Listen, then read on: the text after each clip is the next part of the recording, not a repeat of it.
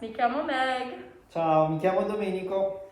And today we are doing another episode of our podcast where we talk about, little issues or little things we want to talk about and bring up important questions about these issues. So today our topic is religion. Yes, so I'm very excited to talk about this because it's something that everyone has come across in their life, whether or not they actively practice it or not. We all have some sort of aspect of religion, I think.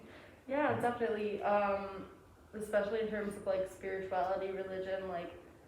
I know a lot of people consider them different, but they can be very similar. So even if you're not necessarily religious, you can be spiritual, and even if you're not either, you come across people who are and things that are, especially in Italy with such a rich religious background. Yeah, in Italy, especially in Italy. Yes, especially in Italy. I mean, every town has their patron saint, or a lot of them do, and so exactly. It's very interesting. Speaking of which, did you go to the Sant'Anna festival? I didn't get a chance. Oh, it was so good. It was so sad. So for those who don't know, Sant'Anna is the patron saint of Sorrento, and so they had a festival on Valentine's Day. Very fun. Did you get a chance to go? Yeah. Yeah? Did you enjoy it? Yes. No? Also, it's very, very important as identity. Yes, exactly. And so, with you, I want to try to discuss about this idea, no? If the religion give an identity or is just the spirituality? Because for our community, for example, for Sorrento, it's very, very important. Yeah. Do you want to speak on that first? I can, yeah. That's interesting. I feel like it very much depends. I think for those who are more spiritual and more religious, it very much is more of their identity than those who are not, although I'm sure it could work on both ends of the spectrum. If you're very non-religious, that could also be a part of your identity. For me, I think it's less a part of my identity and more a part of how I interact with the things around me. So I do not identify as part of an organized religion. I don't associate with organized religion. However, I would call myself spiritual. And like I said, I think they're very similar things. Even though I don't necessarily go to church or read scripture or anything like that, I think I'm more in touch now with what I believe in and more connected to I think it's very important to be connected to so sorry, my voice is going. Be more connected to nature. And so I've taken a few religion classes at school, and I very much feel a connection to Hinduism and Taoism and things like that, where not only is there more than one God, but also a lot of them are nature based. So I think that's very important. But like I said, I think I'd consider it less a part of my identity and more how I, with my identity, relate and connect to the things around me, like nature and animals and things like that. For this reason, you loved Ungaretti. Yes, yes. And for me, I've never had religion as a strong aspect of my life. I wasn't raised in a family who constantly practices it or anything. My grandparents are Catholic, and I go to a Catholic university and everything, but more so I've learned over the years. I used to be very I don't care, and now meeting more and more people who have it as such a strong part of their lives, I think it's such an admirable thing to be able to devote yourself to something you can't see or understand. But I also think it's similar to the way that we all trust, or we trust science, in the sense that we can't actually understand. You couldn't understand quantum physics, but it exists. And so it's not necessarily religion isn't a part of my identity, but I find it very fascinating, and I do find it to be a big part of my thoughts on a regular basis is about religion. So. Would you say maybe it's a part of your growth of your identity? Because I think that's what I would classify it as. I didn't talk about my upbringing much, but I was brought up Catholic, going to church every Sunday. I made my first communion, confirmation, I got my baptism, all of that. So technically I'm a member of the Catholic Church. However, I do not particularly agree with some of their views, and so I ended up deciding not to continue on that path. So it is interesting, like the growth in which I was raised Catholic, and so that was very much part of my upbringing, and then I had to kind of reconcile my differences with that, because growing up I was taught this is what's right and this is what's wrong. And as I grew up, I decided that I don't necessarily agree with that, and that's okay, and it took me a while to realize that was okay. Well, you bring up the important thing about how the views of the church or the views of certain religions aren't necessarily something you agree with.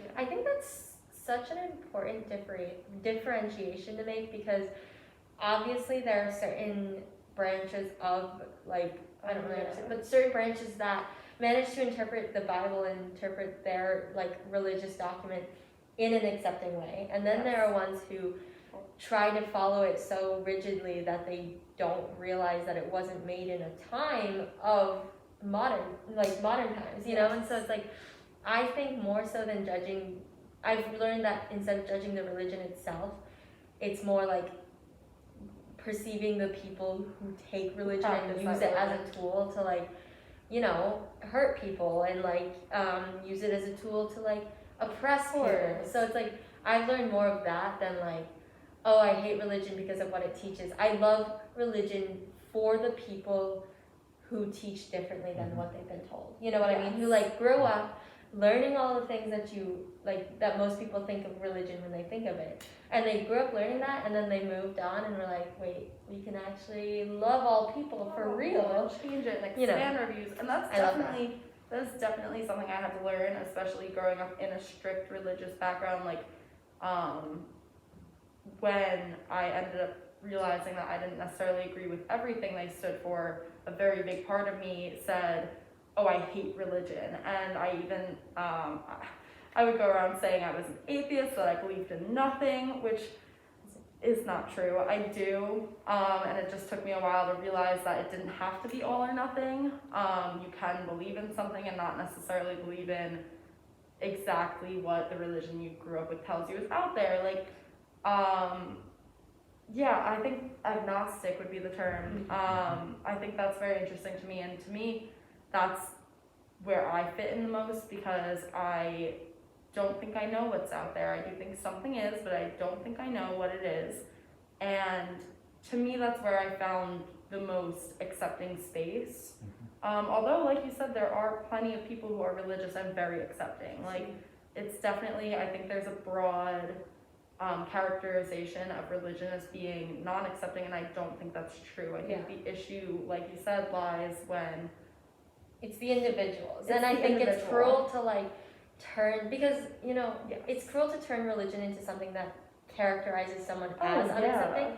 Because, like, this weekend I met someone who was like, you know, I hate religion. And I was like, that is fascinating, because as much as I don't like certain aspects of it, I don't hate it. And he was like, no. That's because I saw members of my family grow up very religious, and they were very hypocritical, because they would, you know, go to church and listen to sermons about being, like, an amazing person, and then go home and not follow that, but still qualify themselves as religious and devout and everything. And so I think it's just a very interesting take on that. So. Yeah, and I think it's easy to fall into hating it because you see the hypocrisy of it, because that was one of my biggest issues.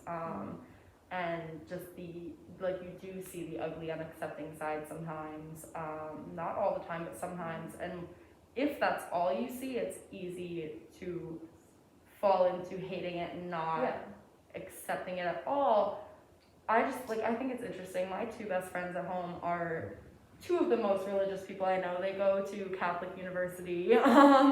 They're phenomenal people. They're amazing. And, like, I don't know, it's so interesting to me, because they're also the most accepting people I've ever met. Like, the most accepting people I've ever met. And since we knew each other since we were, like, 5 or 6, like, that didn't come as a surprise to me, because I've known them forever and they've always been religious. So the two things never really conflicted in my mind when it came to them. But as I've gotten older, I've realized, like, how much that says about how you can be religious, you can be non-religious. It doesn't matter as long as you're as good a person as you can be. Like, you're trying to be a decent and respectful human being and accepting of others. I'm so interested about to understand this. So I want to give you this question for you. Yeah. Just because I studied a lot of philosophy, and for this reason, I could speak about the topic. But for me, it's important to understand if for the new generation, so for you all, it's like a personal way for staying in touch with the other vision. Because now it's important to find the way for start a relation with all, with everybody. And so we have to find a way for bring a bridge for start a conversation, a discussion with everyone in this world. Or for you, if the other people don't respect the human value, the human moral value, no? For example, freedom, your freedom. Is it possible? Is it necessary?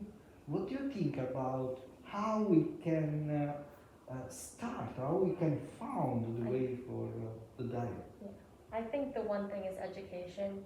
Like, we have a very single religion based education system, at least in the States, where it's like you learn only about, when you go to a university, they're like, oh, here's a world religions class, and then said world religion is just Catholicism and Christianity all across all of the other countries, and you're like, that's not necessarily what we need to do. And like, you need to go out of your way to seek information on other religions, and it's like, no, because that should be something we get taught naturally just as easily as mathematics and English, especially because we fear what we don't know often.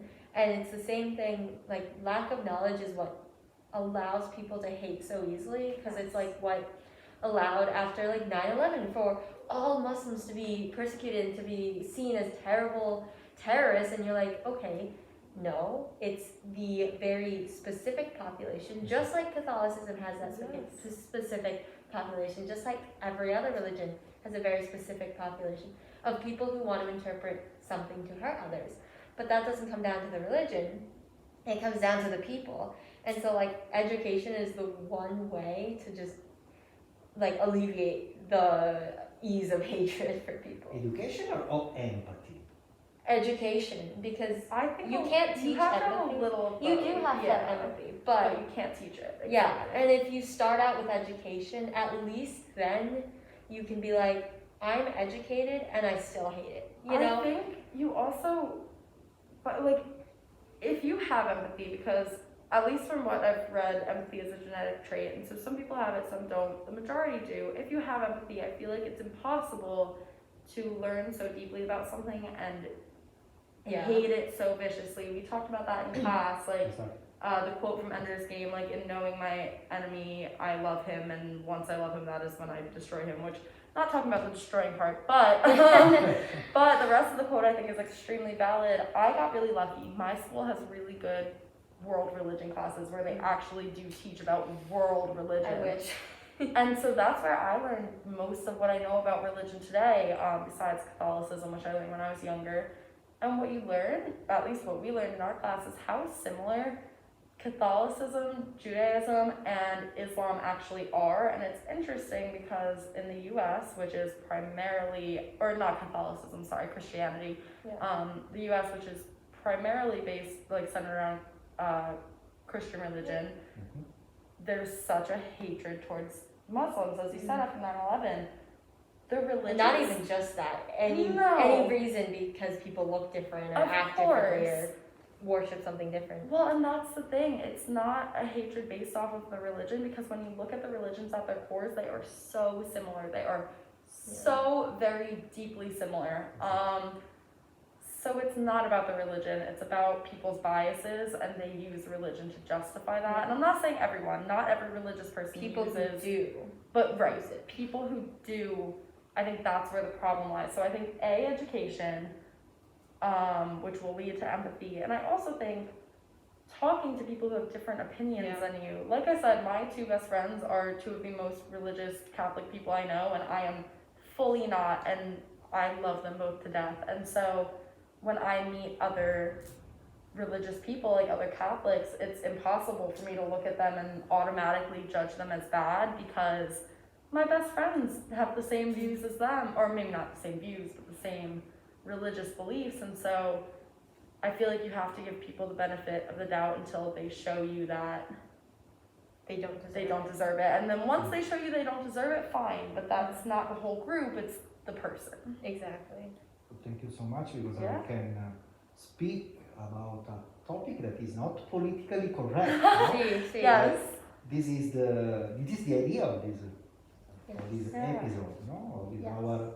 our podcast. So try to speak about a topic that is not possible to speak. Exactly. Well, and it is so hard to speak about because even Exactly. people who are religious do not give other religious people their religious freedom all the time. Exactly. So it's hard on all levels. People who aren't, people who are, people who are different religion, like all levels. It's very tough on. How So- can we finish this? Well, if first of all, think about religion in your own life. Yes. Whether or not it exists, or anything. But also, if there's any questions, any comments, you can email us or message, or I don't really know. I think Instagram or YouTube? Yeah. Yeah, Facebook. definitely. You can reach out. I don't the know. Sant'Anna Institute has an Instagram, and they can send us the questions, or if you find Yeah. us somehow. I can put mine in the comments. So if you want to message us directly, you can do that too. Amazing. But we'd love to have a conversation about it Yes. because, like you said, that's kind of where making the bridge starts. Because Sorry. if you don't have conversations about the hard things, they'll never get easier. Feel free to write. Thank you so Grazie. much. Thank